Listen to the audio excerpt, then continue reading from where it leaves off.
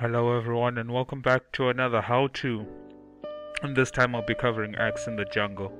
Um, if I never made this clear in the last episode I did on Lycan, I said that the how-to series will be just me sharing my thoughts and clearing up some things about how to jungle certain heroes. And I'd also said that I might include other aspects of Dota 2 that I guess might need to be covered as time goes on, but pretty much the how to will be, I guess, part of like it will be a guide walkthrough or just my thoughts to help you and maybe your thoughts to correct my points of view as well. I'm open to feedback, but the how to is just gonna be a guide series on pretty much any game I believe needs a guide, and for now I guess it will be just Dota 2. And I guess now we can talk about how Axe functions in the jungle. Like I had said, 6.79 changed quite a lot of things in the jungle. First of all, the medium pull camp being switched with the small camp, which kind of hurt supports who needed to pull the wave back for their carry.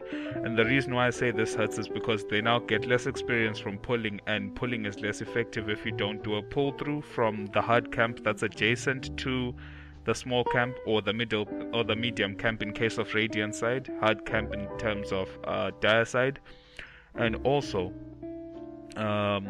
so lack of experience, and if you don't do a pull through, then that means your wave will push, as the small camp sometimes is not enough to kill off your creep wave, or you would have to waste your time double stacking the small camp in hopes for it to kill your creep wave, of which it is possible to do so. But yeah, it really hurts experience in terms of what the supports get from pulling, and this has promoted aggression really, in the sense that first of all, dual lanes are now more viable as the safe lane is a bit safer.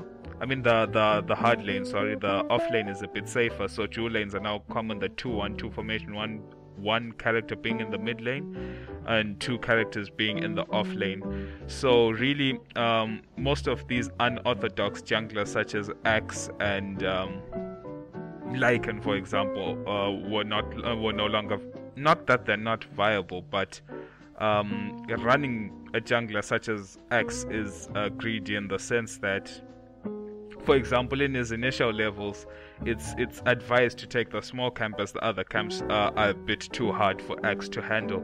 The only other camp you could do at level 1 is maybe the medium satire camp that has the blue mana burn satire creeps and the small purge satire creeps. But besides that, really, any other creep will deal way more damage than you can deal back, and it will end up being not worth it overall. So that's one reason why X is not really so favored in the jungle. But it's actually a good thing in the sense that with the aggression that had been the tactical aggression that had been promoted with the 6.79 patch, making dual lanes more stronger than they were before, that now means you can actually run X as a solo offlane against melee heroes, or you could run him in a dual lane with a ranged supporter or a ranged nuker or anything. You know what I mean? He doesn't really have to get the farm, he just needs the levels to put in the work, such as Axe. And really, most of the time you use your farm to just build tank items instead of damage items, so that you can really annoy the opposition team and just work along that kind of gameplay of aggression, tankiness, and picking out heroes. That's pretty much all I think X is good for. It's just a tanky ganker that has some decent early damage over time with Battle Hunger.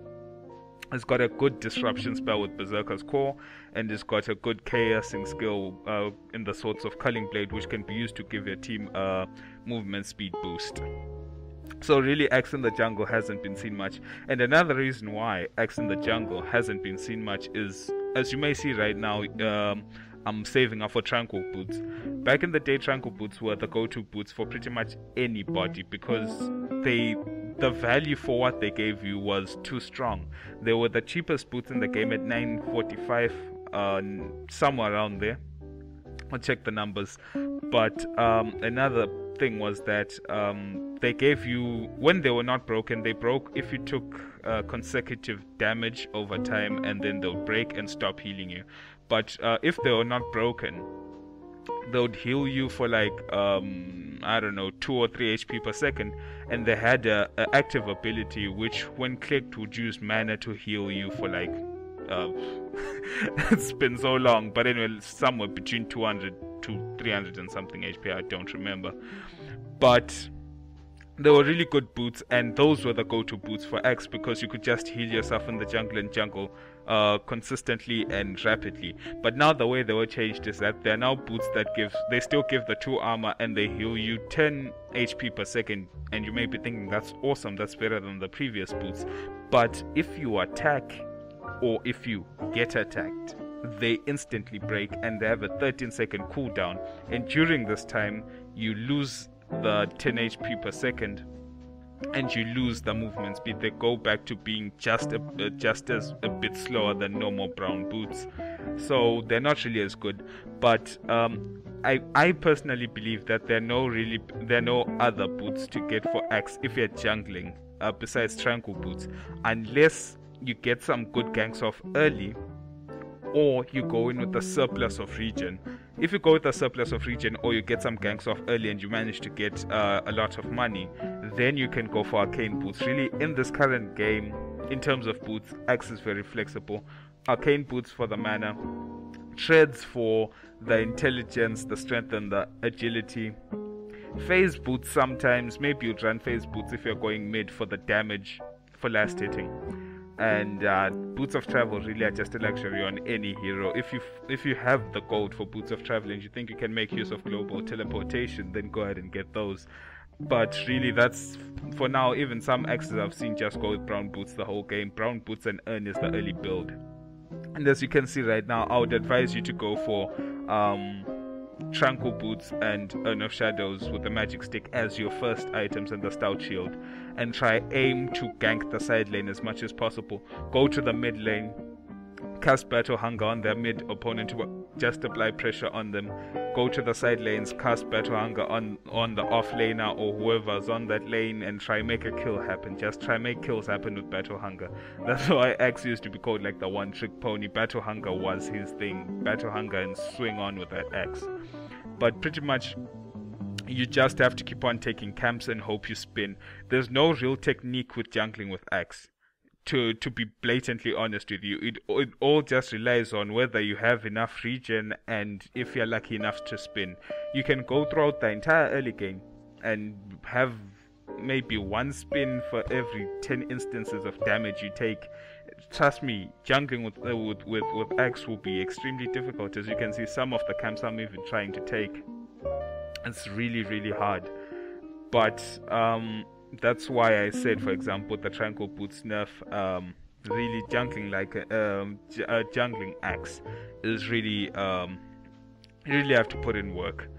But I hope I've explained just a little bit. This is not an in-depth guide, but just a point of view, just to stress why I think that jungling Axe is not as strong as it used to be, and also why I think that putting him in an aggressive lane is the future. You can even put him mid against a melee hero or a hero you think you can harass down.